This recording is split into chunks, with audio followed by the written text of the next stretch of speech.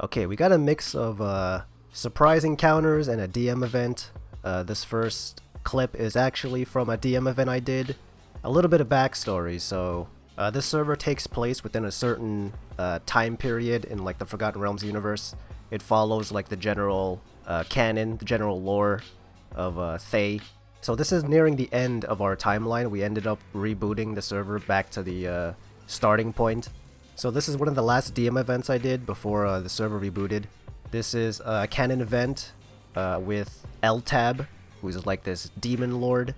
It's based on the Crimson Gold, I think it's called. It's a book from a trilogy that's based in the land of Thay.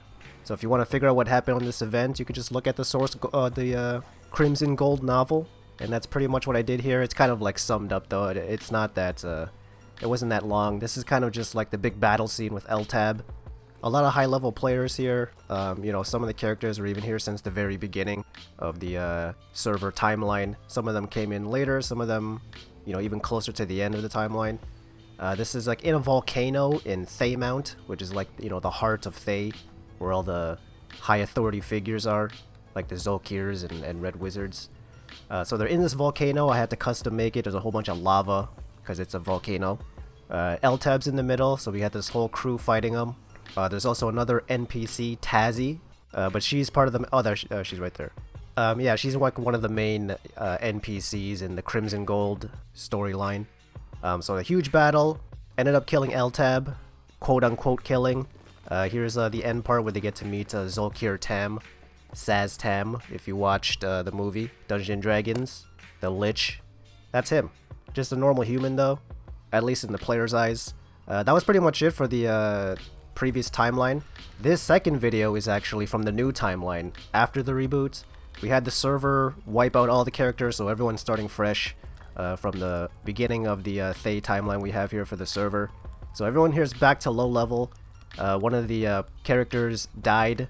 Long story short, the player that died had some problems, and I offered them to raise their character back from the dead. I don't normally do that, you know. I kind of like having players have to like revive themselves, or you gotta respawn on your own to kind of give some there's got to be some repercussions, you know. You can't just have the DM help you all the time.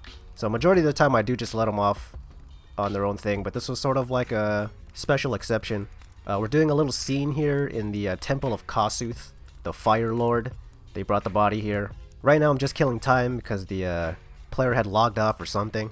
So I'm just role-playing that the priestess sets the corpse by this lava pit as they, you know, kind of say a prayer.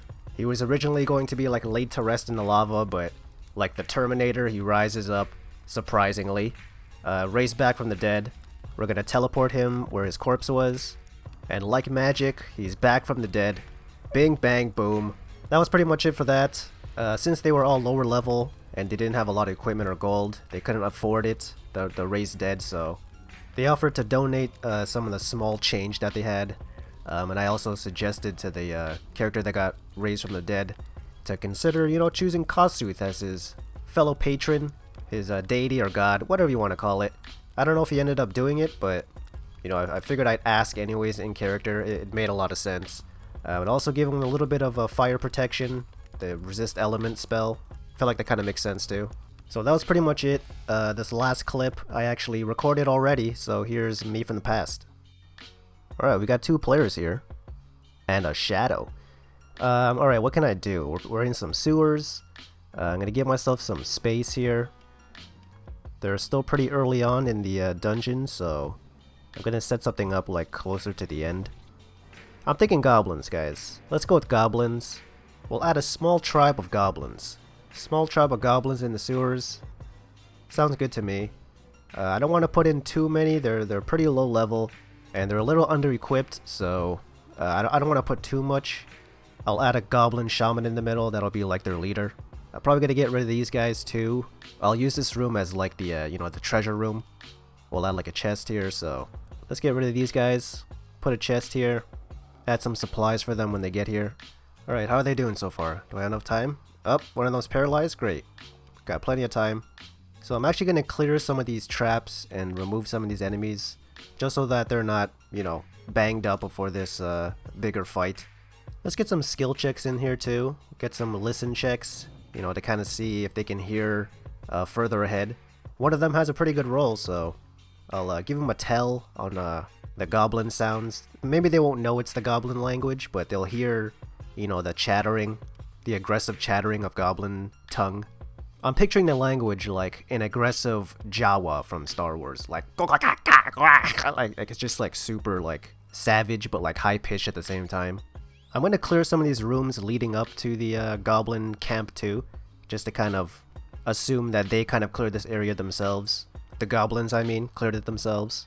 So we're gonna create a little pathway here. We're gonna open all the doors so the players know, hey, something's gonna happen here. Someone came through here. It's all empty. I'm gonna send this goblin message here, Drok Bumu Unku, which I think translates to "this is our place now." I have no idea if like our language system like actually uses source material goblin language. I have no idea, to be honest with you. But that's how it translated. So the characters hearing that would know, hey, we're getting close. Here comes the ultimate battle with only 5 goblins. Not really that ultimate. We'll have this goblin shout at them. Oh, I just realized that probably didn't go through because the goblin has sanctuary, so I'm not even sure they could see him. Let's put a little flavor text saying, you know, they found this little camp. Turns out I didn't put enough goblins. This fight was a lot easier for them than I expected. You know, let's throw back in those couple goblins that I took out because I thought they were too much. Add a little bit more. I'm pretty sure it's not going to do much, but, you know, a little bit more of a challenge than not having them. You know, I'm going to throw a trap on this chest. I'm going to throw a spike trap on this chest just to rectify that battle. Got him. Alright, that should be it. I'll let him collect the reward, and we'll move on.